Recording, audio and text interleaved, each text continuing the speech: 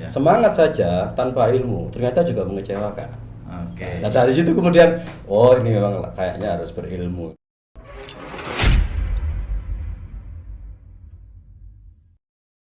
Assalamualaikum warahmatullahi wabarakatuh. Waalaikumsalam. Salam sejahtera untuk kita semua. Cak Teguh, ini penasaran sekali saya dengan nama Cak Teguh ini.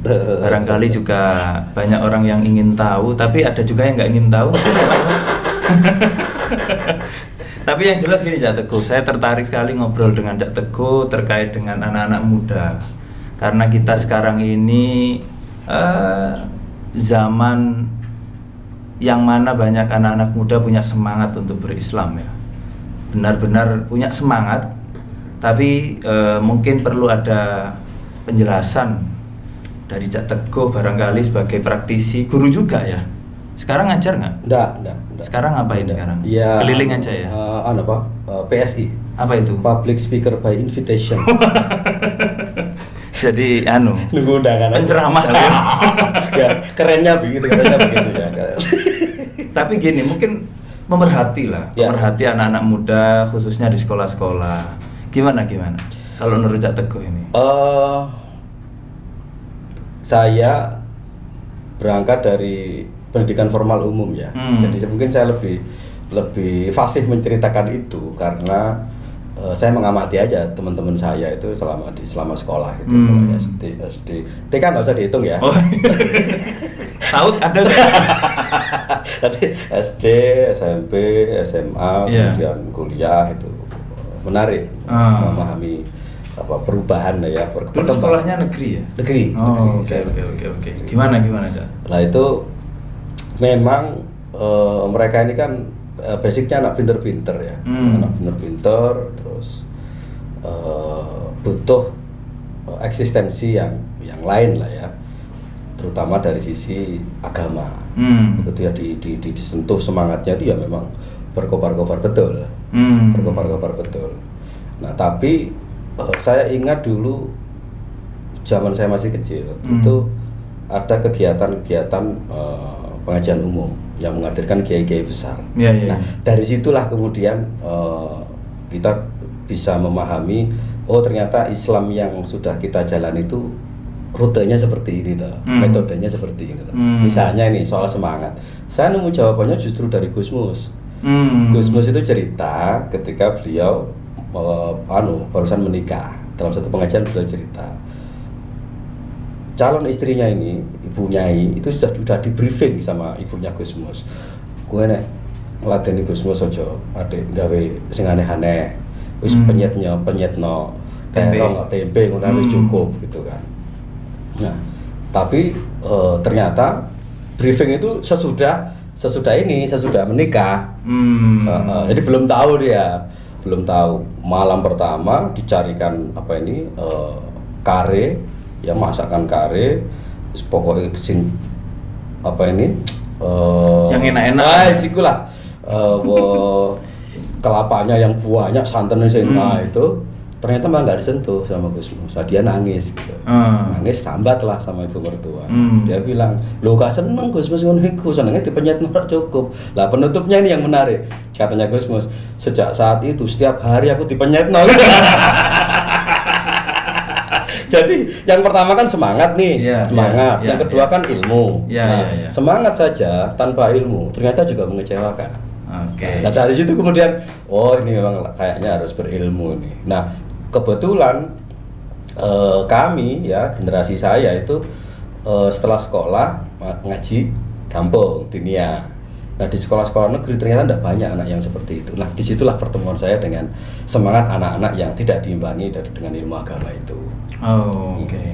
Terus gimana dinamika pergaulan dengan teman-teman? Ya sebetulnya kalau namanya anak sih asik-asik aja ya, basket, olahraga ekstra, badminton, kerja kelompok, biasa-biasa aja gitu. Cuman ketika ada beberapa teman yang terindikasi terpapar itu jadi aneh gitu. Misalnya mengucapkan selamat hari Natal misalnya. Itu kalau kita di sekolah umum kan biasa banget.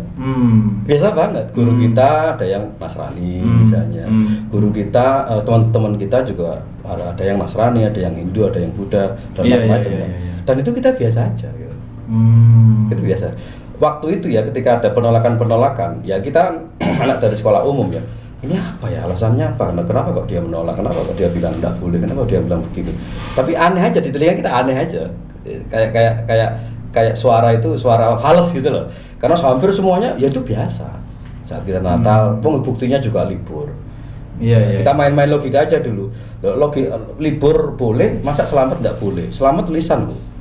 Libur itu jelas afal sudah. Yeah. Masa afal lebih rendah perbuatan kan? Sudah sikap. Yeah. Sudah libur kan? Yeah. Dan liburnya mau tapi selamatnya enggak mau kan enggak adil. Ya kita main-main gitu aja dulu sama mereka yang nolak-nolak itu. Tapi dulu di sekolahnya Cak Teguh sudah ada itu. Sudah. Tahun berapa itu? Itu tahun 9, saya masuk SMP tahun 92 ya. Saya masih ingat. Tua ya berarti? Enggak lah, muda lah. Kalau yang muda saya muda-muda. Itu dipasang saya masih ingat di Mading. Fatwa MUI 92. Fatwa MUI. Larangan mengucapkan selamat Natal. Waktu itu. Iya. Enggak, tapi kalau mungkin masalah ucapan selamat kan memang masih berdebatan terus ya. Tapi cara berpikir anak-anak muda waktu itu tentang Islam itu bagaimana? Ada nggak yang menunjukkan arah-arah agak berbahaya? Mayoritas sih baik-baik saja. Itu yang mungkin membuat pendidik, membuat itu abai. Karena gerakan mereka ini di bawah tanah. Jadi ada kelompok-kelompok kecil yang nanti pengajian di masjid, pengajian di rumahnya teman, pengajian di kampus, pengajian di mana. Saya SMP sudah ikut kelompok-kelompoknya HTI. Oh ya? Ya, dikumpulkan. Praktisi ya berarti? Wah, kombatan lah. Atau mantan lah ya. Masyaallah. Iya. Menarik. Jadi bayangkan saya SMP loh. Di saat misalnya ketika saya ketemu Ma'arif ya, ketemu lembaga-lembaga pendidikan, lembaga pesantren itu abai terhadap hal seperti itu. Padahal itu saya sudah ngalami, sudah masif, sudah ketemu di usia SMP. Di usia SMP. Begitu saya ketemu di SMA, ternyata saya juga punya teman yang SMP-nya juga mendapatkan hal seperti saya. Dan di SMA-nya dapat lagi. Dapat lagi. Oke. Dapat lagi. Tapi secara umum menggembirakan kok. Saya dulu ya, misalnya ya teman ekstra teman SMA itu baru ada isu-isu yang mulailah ke arah sana, misalnya ekstra berenang, yaitu dihembuskan, dilarang lah, karena nanti perempuan kan membuka aurat. Waktu itu kita ya namanya anak masih SMA ya fine aja kan, penolakannya itu ya dengan guyon aja gitu. Kalau pakai jubah, pakai gamis terus berenang itu kan ya merepotkan dirinya sendiri gitu ya. Misalnya itu penolakan ekstra berenang, kemudian ada yang mulai tidak ikut upacara karena hormat bendera itu syirik. Syair dalam lagu wajib nasional kita dianggap syirik. Kemudian cheerleader, penolakan terhadap cheerleader. Jadi ya miniatur Indonesia banget lah. Jadi apa yang rame hari ini sebetulnya itu sudah saya dengarkan sejak saya masih SMA, sehingga saya dari individu sudah tahu ini teman-teman saya dulu ini yang sekarang mungkin menjadi mungkin menjadi pemimpin di BUMN, mungkin menjadi pemimpin di sini, mungkin jadi kepala di sini situ, sehingga kemudian dia mewacanakan itu secara lebih luas dengan jejaring. Iya, dengan jejaringnya tentunya. Kan sekarang lagi ada tema yang diusung, moderasi beragama, yang diusung oleh Kementerian Agama tentang moderasi beragama. Mungkin dulu kita nggak merasakan ini penting atau enggak. Iya. Kalau sekarang gimana? Moderasi beragama ini penting nggak? Sangat penting. Karena misalnya orang yang tidak pernah belajar agama sama sekali, kemudian entah dengar ceramahnya siapa, terus dia merasa ya gitu kan, merasa mendesahnya agak dekat. Karena itu juga pengalaman dari teman saya. Misalnya begini ya, kenapa kamu pakai jilbab? Ada ya, pertanyaan gitu ya. Kan enggak banyak dulu anak SMA-nya pakai jilbab, itu enggak banyak. Sehingga kalau ada anak pakai jilbab itu sesuatu. Zaman dulu ya, zaman saya itu sesuatu. Itu ternyata pengalaman spiritualnya macam-macam.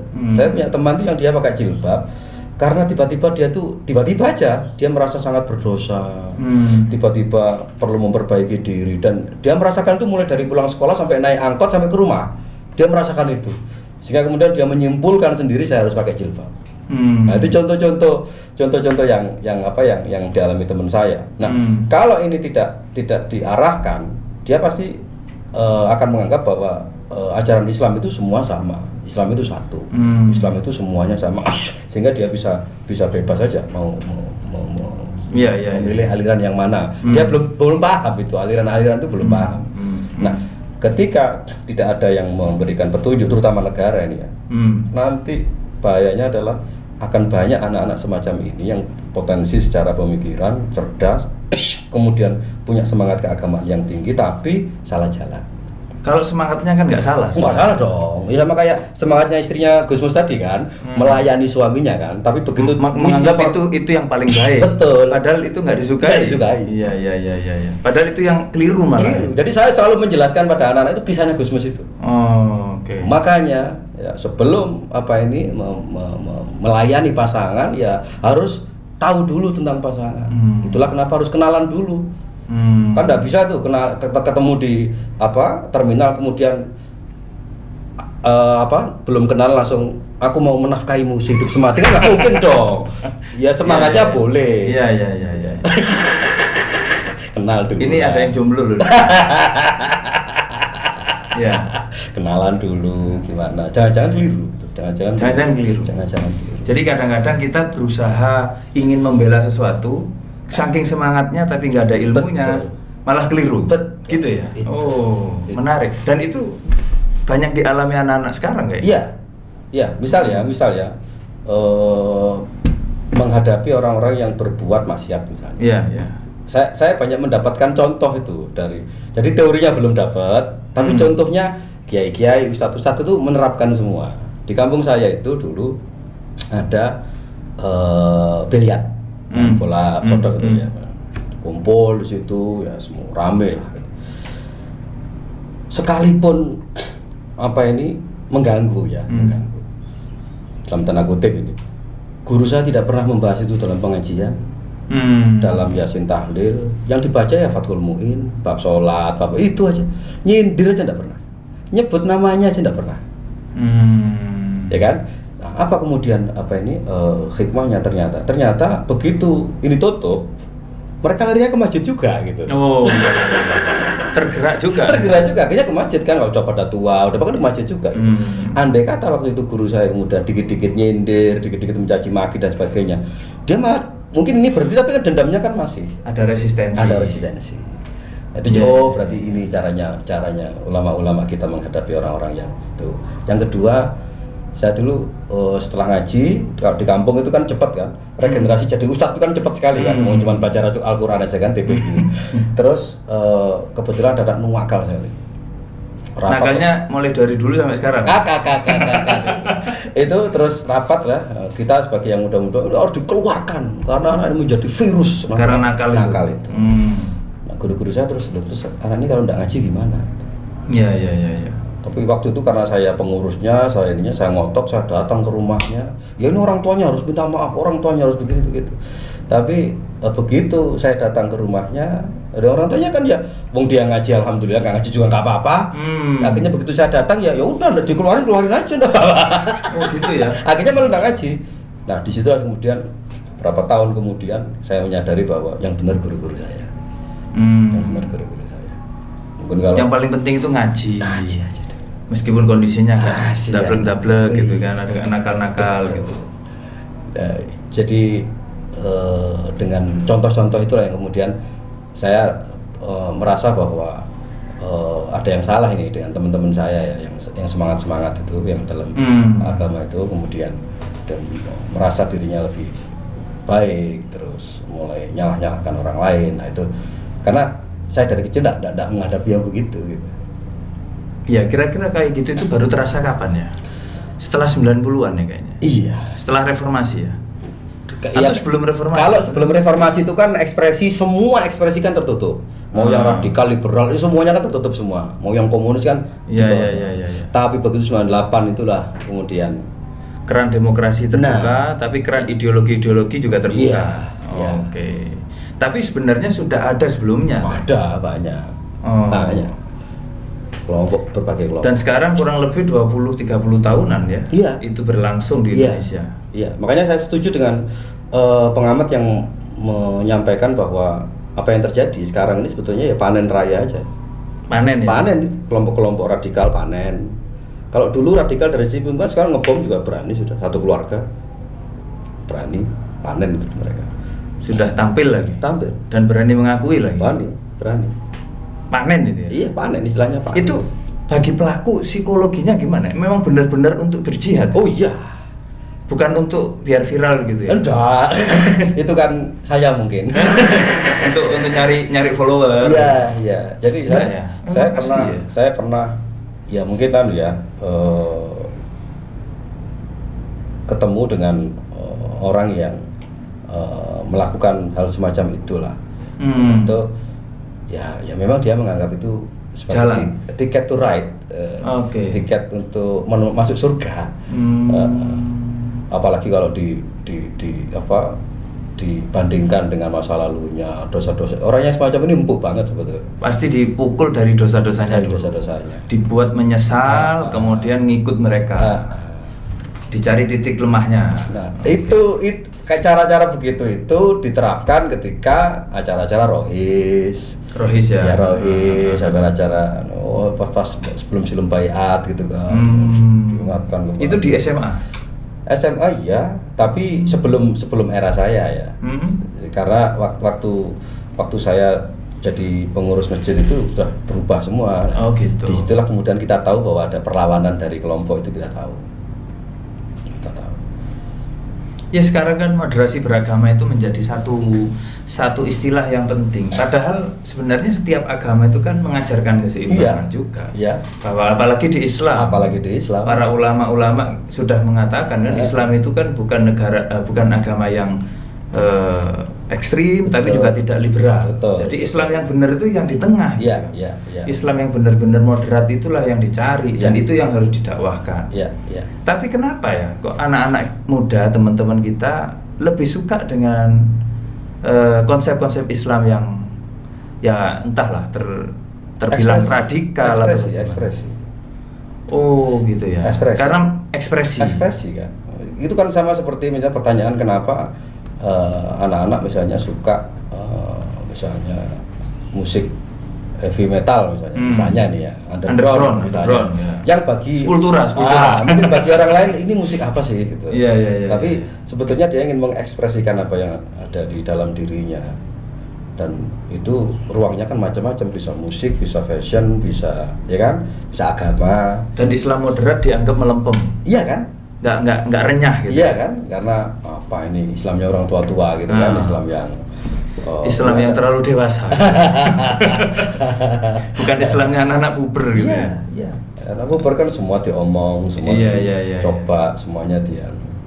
Dan tuduh menuduh itu senang mereka. Senang, karena itu bagian dari ini kan. Gaya. Gaya, bagian dari. Oh gitu ya, makanya cepat masuk gitu. Cepat masuk. Komunitas anak-anak muda mudah masuk ke sana. Nah, kalau kita kan misalnya memahami ayat kan lughahnya gimana, ya kan? Segi bahasa. Itu panjang fikih macam-macam. Itu bagi mereka terlalu rumit, Islam begitu terlalu rumit. Terlalu rumit apa nggak mau ngaji? Gak. Nah disitulah istilahnya itu paradoksnya di situ dia.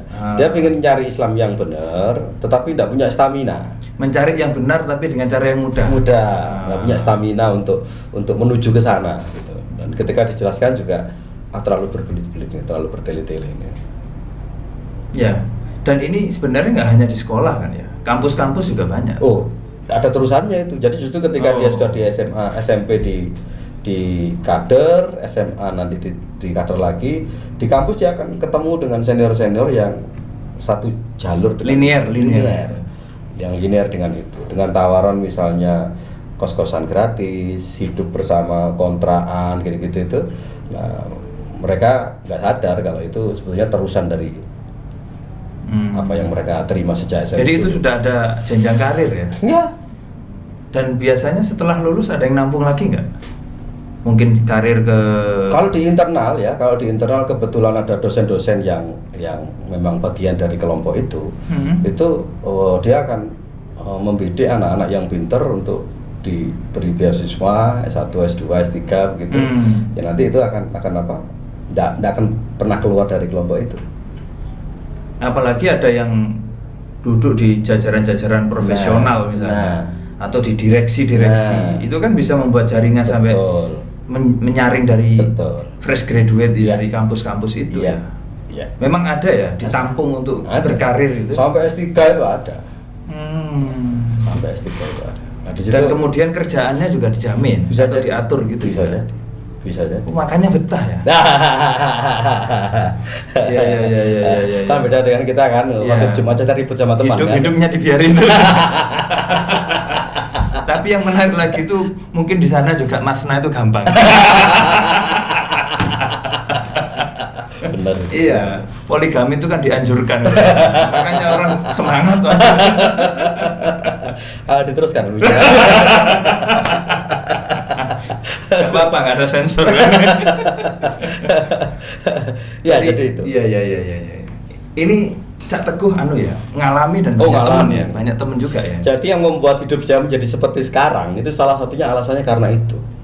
Karena begitu saya SMA kemudian ganti kepengurusan di SKI kita dulu sebutnya, si kerohanian Islam, itu saya digerutuk lah ya, didatangi senior saya dari UNER, dari ITS, dari ITB bahkan waktu itu ya.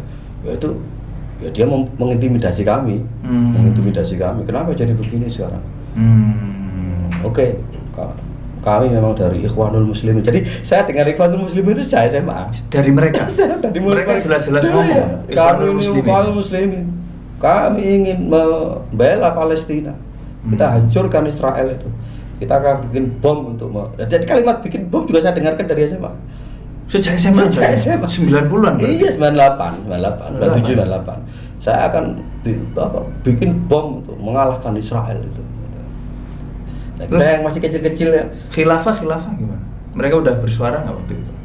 Sudah. Saya kenal hati kan SMP. Oh. Saya kenal hati kan SMP. Iya. Makanya saya memahami ke teman-teman yang ada di kota-kota ya, baik kota besar maupun kota kecil ya. Kayak Pasuruan kan kota kecil itu kan. Kecilnya beratnya luar biasa. Nah, di situ itu berat sekali bagi anak-anak yang punya semangat keislaman tapi tidak mempunyai guru, tidak mempunyai jenjang pendidikan yang memadai, itu pasti kemakan sama mereka. Pasti kemakan. Sekarang masuknya lewat mana? Kan tadi rohis ya, kalau di sekolah-sekolah. Dulu kan sosmed. Kan dulu belum ada sosmed. Oh iya. Nah, kira-kira mereka mendoktrin atau mengkader itu sejak SMP itu dari apa? Ekstrakurikuler. Oh, dari ekskul. Ekstrakurikuler. Berarti guru-guru ekskul. Ekstrakurikuler, kemudian rohis, kemudian bimbingan belajar. Oh, dari bimbel juga. Iya, dari bimbel. Oke. Seneng dong, misalnya nih anak SMP favorit ketemu dengan anak SMA favorit. Dia sudah down duluan. Dia akan merasa wah ini role model ini. Saya kalau ingin masuk di SMA favorit saya harus mengikuti jalannya dia. Anak SMA favorit ketemu dengan kampus favorit, dia posisi di bawah dong. Dia akan pikir, oh ini role model ini. Kalau saya ingin masuk PTN favorit, saya harus mengikuti dia. Itu yang dibangun terus. Oh. Itu yang dibangun. Iya. Nah, terus guru-guru ekstrakurikuler itu kan rata-rata juga dari luar kan. Ya kan, rata-rata dari luar. Dan non PNS. Ya kan. Nah, kalau yang di sekolah ya nggak ngurus ya, silahkan aja, enggak apa-apa, yang penting baik, baik. Bimbingan pelajar juga begitu. Bimbel yang ada di sekolah atau di luar itu? Ya di luar dong. Di luar ya. Di luar. Yang kelompok-kelompok belajar ya. Oh, kelompok-kelompok belajar. Nah, disitulah mereka narik peminat. Masuknya lewat sana. Iya, maksudnya. Kalau di kampus kegiatannya apa yang biasanya mereka pakai? Sama juga. Tapi masjid, pusatnya di masjid. Kemudian band, ya kan? Kadang-kadang lewat pecinta alam juga. Bisa jadi. Bisa jadi ya. Bisa jadi. Dan kalau diukur ya dari kampus-kampus negeri yang berbasis Islam atau agama dengan yang berbasis umum atau negeri teknik gitu, kira-kira yang lebih dinamis atau gejolaknya Teknik dong. teknik ya? Teknik. Teman-teman teknik ya? Non agama lah ya. Non agama lah ya. Karena mereka ya tadi itu memang semangat, lebih ke semangat, kemudian ukurannya ukuran materialistis dalam beragama itu loh, ukuran material. Misalnya begini, kalau ada anak yang sholat jamaah tepat waktu, sekalipun dia bodoh, itu lebih dianggap muslim yang baik dibandingkan dengan orang yang bisa baca kitab tapi sholatnya tidak jamaah, misalnya begitu. Nah, itu kan pengaruh materialistis toh, menganggap bahwa yang terlihat di zahir itu jadi ukuran, dan selalu di situ-situ aja. Makanya akhirnya terjebak pada atribut-atribut luar. Betul. Gitu.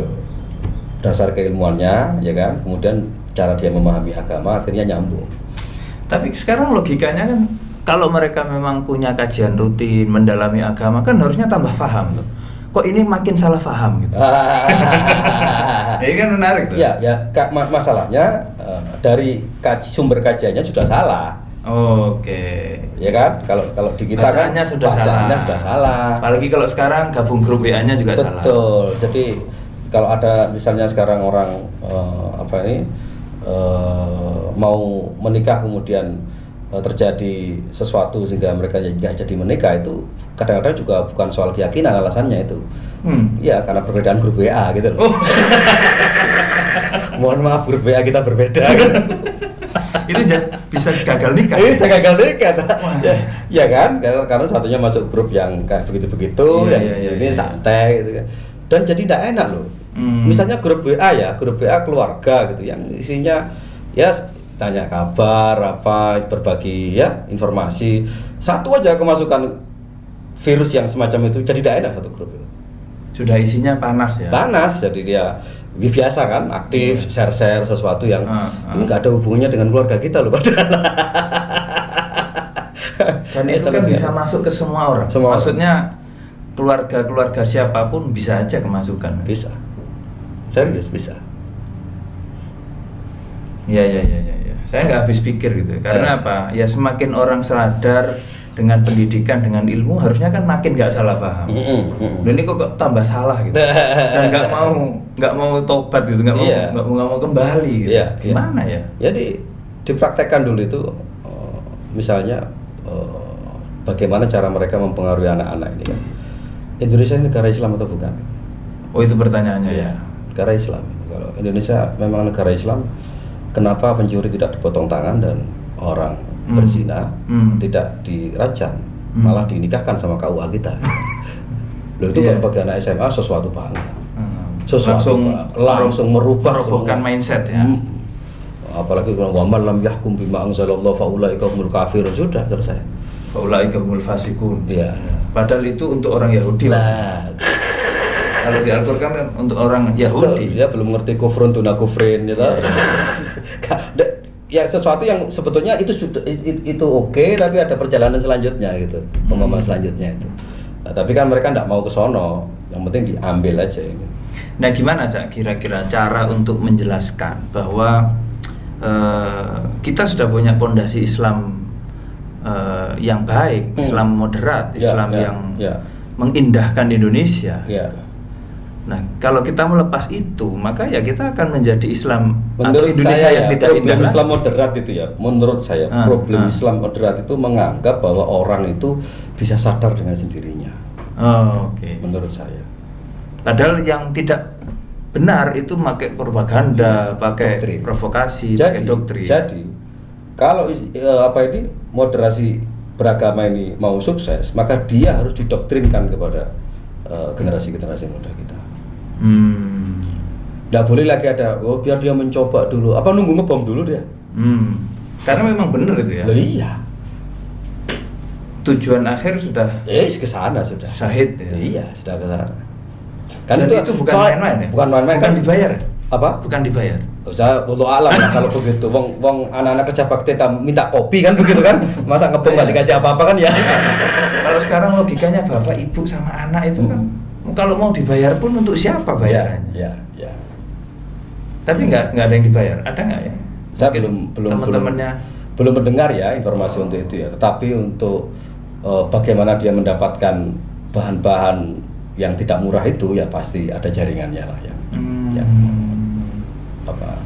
Tapi dengar nggak kalau ada perumahan-perumahan baru juga ada yang disusupkan ke sana? Sangat dengar. Sangat dengar. Gimana itu? Jadi modelnya itu ya mereka ini kan sebetulnya stres nih.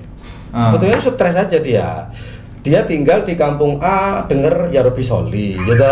Dia denger di kampung B Yasin Tahlil. Sesuatu yang dianggap itu bid'ah, sesuatu yang dianggap itu menyimpang dari agama.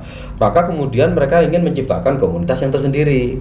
Solidaritas in group yang apa ya? Eksklusif gitu.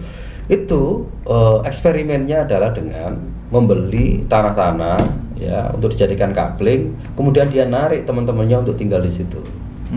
Awalnya untuk konsumsi internal, tapi begitu dakwah mereka ini kok diminati kelas menengah ke atas, maka kemudian banyak kelas menengah ke atas yang juga masuk di lingkungan-lingkungan mereka itu, biarlah perumahan-perumahan syar'i itu kan.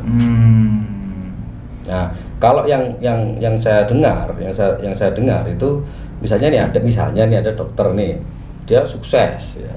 Kemudian berpaham seperti itu. Nah, dia yang jadi donaturnya itu. Dia yang beli tanah yang agak luas itu, ngajak teman-temannya untuk komunitasnya. Jadi memang ada agnianya yang ada donatur yang siap support. Betul, yang siap support. Dan itu mindset ya. Mindset support dengan saling apa? Kelompok eksklusif kan begitu. Iya. Beda dengan kelompok yang sudah terlalu banyak kan. Dia mau support, ini kebanyakan yang mau disupport gitu kan. Yang mau dibantu yang mana? Iya, akhirnya alasan akhirnya nggak bantu akhirnya kan. Karena dia nyari orang itu susah sekali, nyari orang memahamkan itu susah sekali. Begitu dapat ya dijaga betul. Termasuk kan kalau sekarang di era medsos kan ada sedekah subscriber gitu ya. Iya. Itu jalan banget di sana. Jalan. Saya punya temen yang kalau di FB itu ya aktivitasnya ya ada aktivitas dakwahnya itu ada dia. Entah komen, entah like, entah apa, itu dia lakukan betul. Yang kita kadang-kadang anggap Facebook ya mainan, seneng-senengan. Tapi bagi mereka ini penting kan? Penting sekali ya. Penting sekali. Karena memang temuan-temuan apa ya, teman-teman yang sempat bergabung dengan. Saya minum Gus ya. Monggo. Masih panas. Nah, kalau nggak panas lagi sudah bukan kopi panas. Lanjut. Ya, jadi kalau kita lihat dari teman-teman yang sempat bergabung atau sempat tergoda, itu saya nggak ngerti apa yang menarik bagi mereka, apa yang membuat mereka berani sampai ada yang berangkat ke luar negeri, ikut perang di mana-mana. Nah ini apa ya yang membuat mereka seperti itu? Apa karena apa karena uang? Atau karena ya prestis, atau karena memang benar-benar ingin berjihad? Saya nggak ngerti itu. Makanya ulama-ulama kita kan berusaha menjawab sesuai dengan perspektifnya masing-masing. Misalnya ada yang kayak misalnya Syekh Al-Budi misalnya, kan asumsinya itu kan bahwa jihad yang seperti itu terjadi karena kesalahan pemahaman, ya kan? Akhirnya kan nggak lah kita berjihad fil Islam itu kan.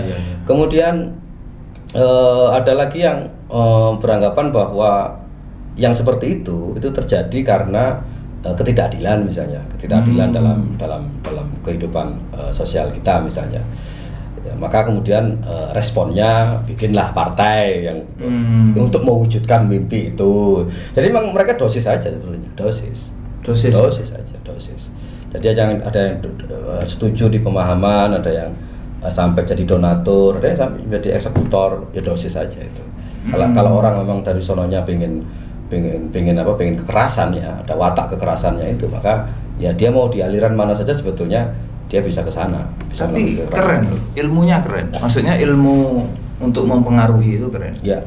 Neurolinguistiknya keren. NLP-nya keren lah. Ya, betul. Jadi karena apa? Mereka sekarang merekrut lewat Facebook, merekrut hanya lewat medsos, tanpa harus ketemu ya. Itulah problem orang-orang moderat itu enggak mau doktrin. Sambil contoh karena dianggap doktrin itu nggak moderat. Nah, gitulah. Oke. Problemnya di situ dia. Sama problemnya orang-orang demokratis gitu. Dianggap nggak kemana-mana. Padahal harusnya kan dia juga harus punya standing position, standing point. Ambil contoh nih ya, ini yang terjadi di kita ini misalnya. Ada rapat penentuan awal dan akhir Ramadan.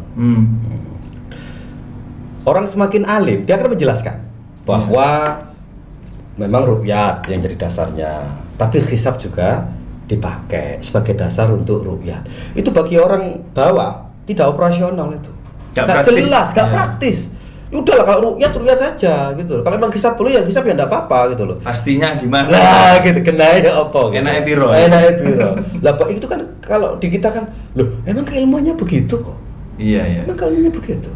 Karena semakin tambah ilmu, orang akan semakin bisa mempertimbangkan banyak hal.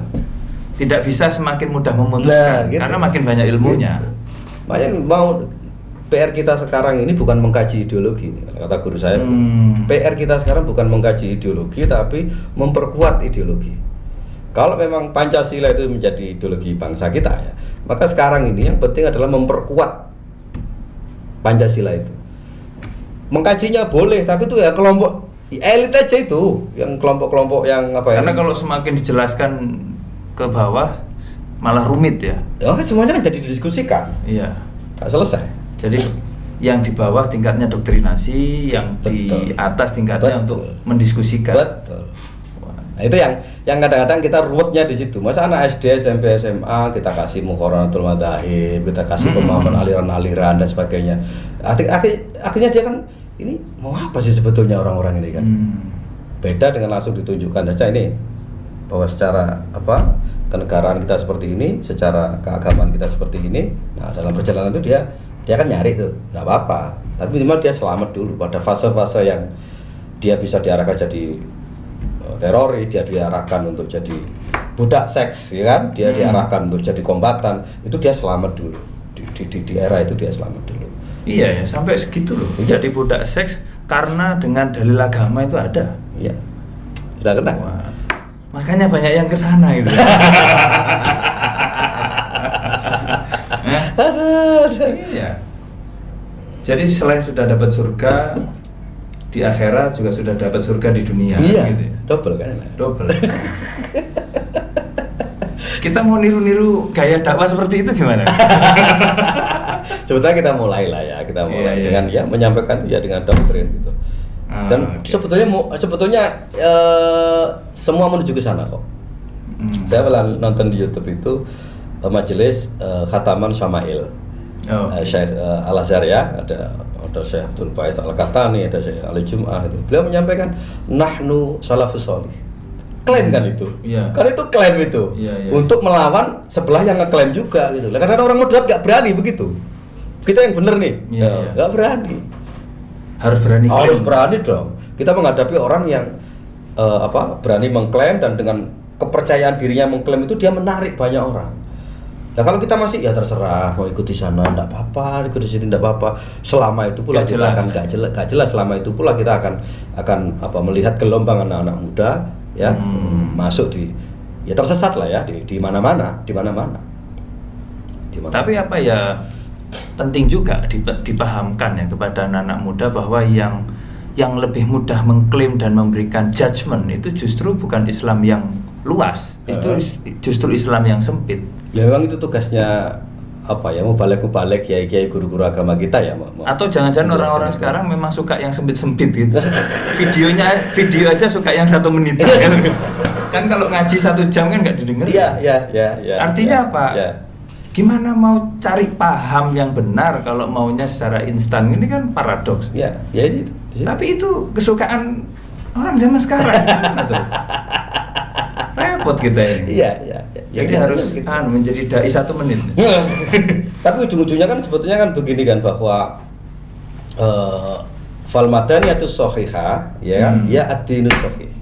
Itu sebetulnya yang harus kita peradaban dulu. Iya. Maksudnya kalau ingin negara kita ini baik, pemahaman keagamannya harus benar. Harus benar. Okay. Harus benar karena membangun begitu negara dengan membangun paham agama yang benar. Itu kan standing point-nya santri kan di situ kan. Dan kita sudah di situ kita sebenarnya. Indonesia itu kan sudah di situ. Kurang keras gitu loh, tapi kurang keras, kurang. Kita pondasinya sudah di situ. Cuman kok naiknya ini agak miring-miring gitu. Pondasinya bener di situ. Kan nggak sibuk bangun, jadi sibuk memperdebatkan dasar agama. Nggak sibuk bangun, sibuk cari dalilnya kunut subuh kan gitu kan, nggak sibuk bangun tapi sibuk berdebat masalah maulid. Ya karena memang di sono itu begitu dia masuk itu sudah diajari untuk melawan semua sistem yang sudah ada. Jadi papnya pengikutnya Said Qutb itu kan 3 tuh. 1, dia harus mengkritik semua sistem yang sudah ada. Harus itu. Pokoknya sistem apapun siapapun pemimpinnya. Jadi kalau orang mengira bahwa kritik terhadap pemerintah itu karena sekarang Presiden Jokowi itu salah besar. Siapapun pasti akan dikritik. Siapapun pasti akan dikritik. Karena itu sudah cara mereka untuk nyari pengikut. Ya, dikritiklah sosial, ekonomi, budaya, agama, tradisi, semua diajar semua. Nah, sambil mereka ngerjakan itu, mereka ngerjakan yang kedua, berusaha menciptakan idealitas keislaman, pakaian syar'i, perumahan syar'i, pokoknya semuanya harus ada syar'inya. Ada syar'i. Nah, itu kan sudah mulai meracuni bangsa kita toh. Misalnya nih ya, ada orang Indonesia dapat emas Olimpiade. Sebagai warga negara kita seneng boleh dong, masa nggak boleh? Saya seneng kan? Wah, Indonesia dapat emas, merah putih berkibar. Tapi ada orang yang berpikir, yang menang non muslim. Loh kan ada yang berpikir begitu. Percuma juga. Ada lagi yang bilang, itu yang pasangannya Islam. Iya, tapi kan nggak menutup aurat. Subhanallah. Ini bulu tangkis, Bos. Bulu tangkis. Lah kalau bulu tangkis pakai gamis kan ya itu 17-an gitu. Tapi itu efektif betul. Itu benar-benar mempengaruhi. Benar. Jadi sudah diamalkan. Jadi patnya Said Qutb sudah diamalkan di Indonesia ini. Selain mengkritik, menciptakan potret-potret ideal. Kemudian dia di sini menyiapkan nanti skenario terakhir pemindahan kekuasaan. Ada partainya, tentaranya, disiapkan di situ. Nah, kelompok yang yang barusan dibubarkan kan tergesa-gesa tuh. Dia langsung kan ke pemindahan kekuasaan. Sebetulnya partnya itu dulu, 2 itu dulu. Iya. Makanya orang nggak aware bahwa ini berbahaya kan karena dianggap yang dua ini kan halus banget ya. Dianggap 2 ini kan, wah itu kan khilafiyah gitu kan. Nggak aware dia, padahal ujungnya ke sana. Makanya kalau kita justru membahas seperti ini kan bukan kita ini anti perbedaan, tapi justru untuk menyelamatkan dari kehancuran. Iya. Nah, masalahnya orang demokratis itu di situ, masalahnya orang moderat itu di situ. Dan kalau nggak di sini salah, berani nggak? Berani nggak ngomong begitu? Harus begitu. Meskipun orang moderat harus begitu. Ini salah gitu. Iya dong. Iya. Karena efeknya yang kita antisipasi. Lah itu. Efek domino. Iya. Makanya kadang-kadang kita masih nggak habis pikir gitu. Semudah teman-teman SMP itu sudah, ya mohon maaf, untuk melihat sebuah produk saja atau melihat orang, ya tadi itu dengan anaknya teman saya, ya beli Milo, ya kan? Nggak mau minum, ya ini produk Yahudi. Anak TK ngerti Wahyudi coba. Hah? Iya. TK. Makanya, terus gimana kita ini? Ya negara terutama ini yang harus kencang, ini negara. Udahlah, jangan nanti negara kencang anti Islam. Wah, ya makanya kan dia juga harus punya cara dong. Dia dibayarkan juga memikirkan dengan caranya dong, kan gitu kan. Masa kalau nggak cukup tak teguh tuh. Oh iya dong. Yang penting kan tambah banyak. Betul. NKRI harga mati itu harus jelas gitu. Iya. Jangan sampai harganya di mereka kita dapat matinya, kan nggak boleh juga gitu. Harus jelas itu. Karena memang ya rumit. Tapi kiai-kiai kita dulu menghadapi itu. Kiai-kiai kita melawan DITI itu resikonya besar sekali. Dianggap bahwa kita anti Islam, sudah dilalui. Pernah ya? Ya pernah dong. Kiai dituduh anti Islam tuh pernah. Ya karena NII berdiri ada nama Islamnya tapi justru malah kan dianggap buat. Iya. Ya kan? Jadi sebenarnya anak-anak muda kita butuh baca sejarah ya. Karena sejak dulu sudah ada. Iya. Kan sejak dulu sudah ada. Termasuk ya ini kan masih suasana Hari Santri Nasional. Oke. Adanya fatwa resolusi jihad ya, mewajibkan Muslim untuk membela negara. Itu kan sebuah ide revolusioner menurut saya. Karena nggak ada zaman itu ulama yang mengatakan begitu itu nggak ada. Iya. membela negara hukumnya wajib. Padahal bukan membela agama. Ya, bukan membela Quran. Bukan membela Quran. Kok bisa? Jadi itu kan harus kita jadikan renungan. Berarti membela negara ada hubungannya dengan agama. Betul. Kenapa kok sampai mewajibkan, sampai fardu ain, sama seperti sholat? Ya. Nah itu kan berarti saking pentingnya dan bagaimana dampaknya terhadap urusan keagamaan. Lah, yang jadi persoalan tuh begini menurut saya. Kalau nyari kiai yang memfatwakan seperti itu masih banyak. Tapi nyari umat yang mau berangkat kira-kira masih ada apa enggak? Itu tantangan kita untuk bela negara. Untuk bela negara. Makanya kan habaib yang kiai-kiai kita kan mulai agak sering ngomong soal bela negara, termasuk yang ulama-ulama dari Timur Tengah kan soal itu sebetulnya. Kalau dari pemahaman keagamaan kapan perang kapan damai itu jelas semua, sangat jelas. Cuman kalau sekarang ada panggilan seperti itu, kira-kira mau berangkat nggak? Kan gitu. Kira-kira seperti 10 November atau enggak? Itu. Karena 10 November itu dari kalangan agamawan banyak sekali, dari kiai-kiai, dari santri, dan orang yang bukan dalam tanda kutip yang bukan santri juga berangkat loh waktu itu. Iya.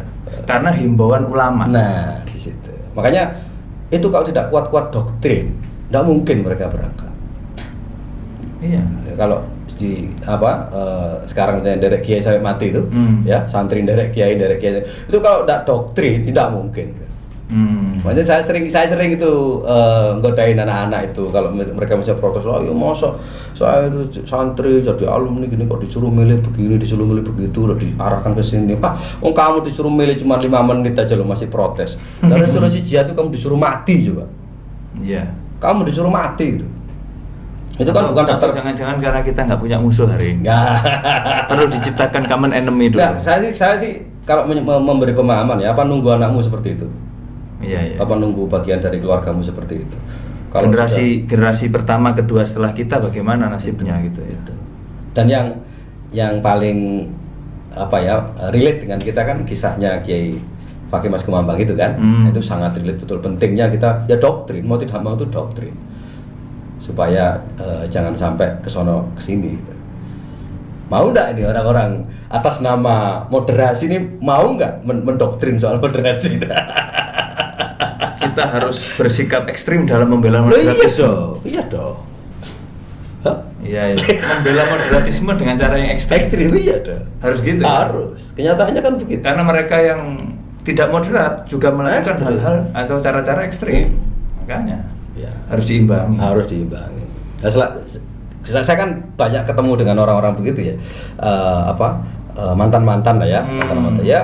Kritik mereka ya, maksudnya kenapa kok dia sempat kesono kesini dia karena ini Islam kok lembek banget gitu kan, ini Islam kok orang melempem gitu. Berarti harus menjadi orang-orang radikal yang moderat. Iya. Boleh lah dibahasakan begitu, boleh lah. Iya. Karena yang salah saja berani kok. Itu. Sudah pede. Itu. Sudah kompak. Sudah membuat sistem nizam, ya kan? Masa yang benar masih berserakan masih bahasanya sebaiknya, seharusnya, seyogyanya. Sudah harus diputus ya, wajib gitu ya, fardu ain.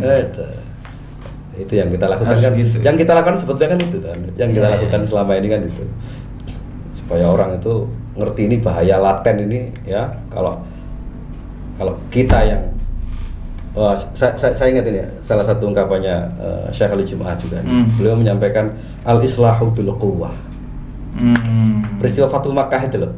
Ya kita enggak perang sih. Ya kan? Tapi kan kekuatan harus ditunjukkan dulu dong. Iya. Sudah nyiapin pasukan. Iya kan? Kalau mereka mau nyerang udah enggak berani. Enggak berani, maunya al-islahu bil quwwah. Selama yang moderat tidak menunjukkan kekuatannya, maka selama itu pula akan ada gangguan dari sana dari sini. Bentuk kekuatan itu misalnya ada buku-buku yang disisipkan ajaran itu ya dicabut, penulisnya diproses, penerbit kan begitu toh. Dan selama tidak ada kekuatan yang seperti itu, mereka akan coba-coba terus saja, coba terus sampai goal. Karena temuannya memang banyak kitab, buku-buku yang dirubah. Iya. Redaksinya dirubah. Yang menjengkelkan kalau beli kitab berjilid-jilid, ternyata di bawahnya sohahahu kan jengkel. Lah kita beli kan plastikan gitu. sudah atas pendapat. Itu repot sudah. Mules sudah kan. Nah itu kekuatan itu yang misalnya dalam proporsional ya, kekuatan negara seperti apa, kekuatan masyarakat seperti apa. Jangan overlap, sudah sama aja kekuatan negara, silakan pakai kekuatanmu itu untuk menjaga negara, menjaga warga negara. Nah gini Cak. Kalau sekarang ya kita kan harus ngomong ke teman-teman anak-anak muda. Ini kita ngomongnya gimana? Kan mereka yang sedang menjadi sasaran. Iya. Ini gimana kita? Iya. Kalau untuk yang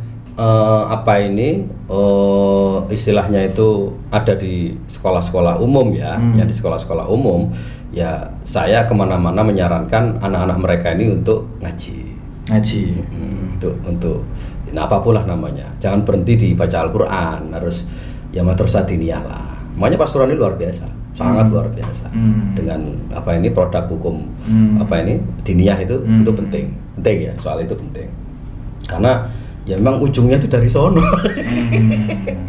Cara memahami nas itu ya, memahami teks itu dari situ memang. Sehingga begitu dia punya bekal, dia akan imun. Dia akan imun. Tapi untuk yang sudah mondok sekalipun, saya selalu belum tentu selamat. Saya ingatkan untuk jangan jauh-jauh dari kiainya. Praktisnya begitu. Niru akhlaknya. Udah, haliahnya itu ya, bagaimana bermasyarakat, bagaimana berorganisasi, bagaimana berpolitik. Kan passionnya orang kan beda-beda ya. Nah, rata-rata anak-anak alumni pesantren yang sudah mulai ke sono ke sini, itu ketika dia sudah memutuskan untuk satu level dengan kiainya, kira-kira begitu. Sudah merasa sama. Sudah merasa sama. Atau lebih alim. Lebih alim. Ketika sudah tidak mengikuti, maka dia kehilangan relnya. Ya. Jadi menurut pengalaman saya rumusnya dua itu. Nah, ini saya terapkan di rumah. Istri saya murni pondok pesantren, saya murni formal, pendidikan formal. Lah, kita saling berbagi plus minus itu. Ya kan, plusnya formal itu ini, plusnya pesantren itu begini gitu kan. Misalnya minusnya pesantren itu misalnya soal disiplin, soal komitmen, soal apa gitu kan agak kurang. Tapi yang dulu ya. Sekarang udah tobat. Nah, itu kemudian pengalaman saya, sekolah-sekolah negeri juga perlu ada yang menjaga. Iya. Perlu ada yang menjaga, jangan dilepas semua. Termasuk ikatan antara seorang murid dengan guru. Nah, itu antara di sekolah dengan pesantren beda jauh. Ikatannya itu lah. Ikatannya lah. Begitu dia putus dari itu, tinggal ditunggu aja lah waktunya dia. Akan kesana kemari. Saya pernah punya teman dokter. Kemudian begitu promosi dia ditarik di salah satu kelompok ini ya, menarik di dokter ini kan. Nah, karena dia punya guru, sekalipun dia dijanjikan fasilitas macam-macam dia tidak mau. Karena nanya gurunya, jangan di situ. Nah, itu pentingnya guru itu di situ. Pentingnya pertemuan alumni itu di situ. Ngecek apakah mereka ini tetap tegak lurus dengan kiainya atau tidak. Konsultasi. Karena selama masih berpegang pada gurunya masih selamat ya. Saya yakin selamat. Pokoknya jangan lupa dengan jasa kiainya. Ya. Jangan lupa dengan jasa gurunya. Ya, itu untuk yang mereka yang di pondok pesantren ya. Kalau yang di sekolah umum, ya memang dia harus ada tambahan informasi. Atau ya Cak Teguh harus sering-sering terjun ke sekolah, ke kampus-kampus. Ya boleh, saya kan tergantung undangan. Oh ya. PSI. Public speaker by invitation. Ya. Itu bahasa halus dari freelance. Iya. Baik Cak Teguh, matur nuwun, terima kasih banyak. Mudah-mudahan anak-anak muda kita ini semakin belajar Islam makin benar pahamnya, bukan makin salah paham. Amin. Karena harusnya makin lama belajar makin benar, bukan makin salah. Iya. Kalau masih salah aja berarti ya ruwet itu. Iya. Matur nuwun. Sami. Assalamualaikum warahmatullahi wabarakatuh. Waalaikumsalam.